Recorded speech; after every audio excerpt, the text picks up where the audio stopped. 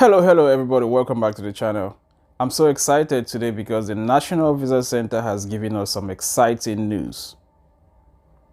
If you're joining me for the very first time, thank you for coming. I do videos about traveling to the United States of America, and sometimes I do videos about international students. Guys, today we are talking about two things. The National Visa Center updating us on how review times have reduced and their weekly processing, as well as we'll be talking about the requirements for a petitioner, how much you need to bring an immigrant to the United States of America. So guys, if this is your very first time, please subscribe to the channel. As you subscribe, remember to turn on the notification bell so each time I upload a video, you'll be notified. As of yesterday, the 21st of November, the National Visa Center was reviewing cases they received on October 7th. They were creating cases they received on October 13th, and they were responding to inquiries they received on November 1st.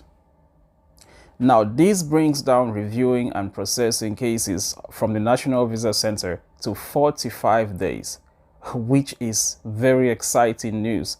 45 days actually is what we had before the pandemic.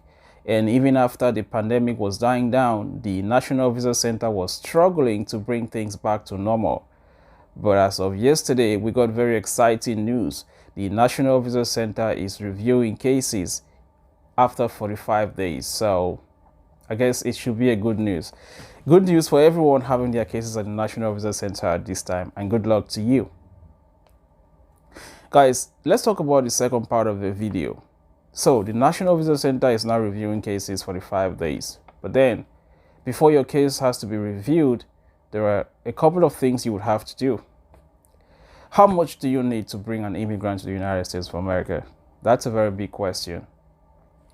Now, if you are working on bringing someone to the United States of America, my advice to you is do not look at the poverty guideline limits, which is the 125 percentile they use to process the poverty guidelines to see if you're eligible. Don't use that. Now, if you're planning to bring 2 prospective immigrants to the United States of America and you're making less than $40,000 US, I would advise you to work on using a joint sponsor. So here's the reason why I say so. I've had a couple of cases where people actually work with the poverty guidelines using the 125 percentile, and they were still requested to use a joint sponsor. Now, I'm trying to make sure when you are processing with the National Visa Center, you don't go in 2 times. You need to go in once and get out. So if you are making less than $40,000 US, get a joint sponsor. Now, your question to me would be like, but how about I'm just bringing 1 immigrant? Yeah. If you're making at least $30,000, $31,000, $32,000 US, you can bring in 1 immigrant. That's okay. You don't need a joint sponsor. But when you're thinking of bringing 2 immigrants to the United States of America and you're making less than $40,000, to save the stress, just add a joint sponsor. Adding a joint sponsor don't require you to pay an extra affidavit of support fee. No, you don't need to pay an extra fee.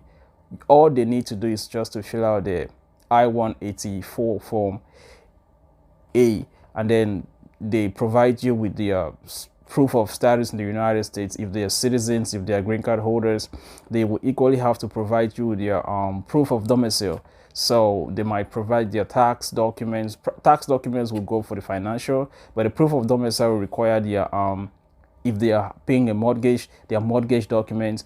If they are paying like their bills at home, they can include that. And equally, if they have other banking documents that shows their transactions, they can equally provide that. So 3 things will be able to prove to prove them that they have a domicile in the United States: the banking documents, the mortgage or leasing document, and other bills they are paying.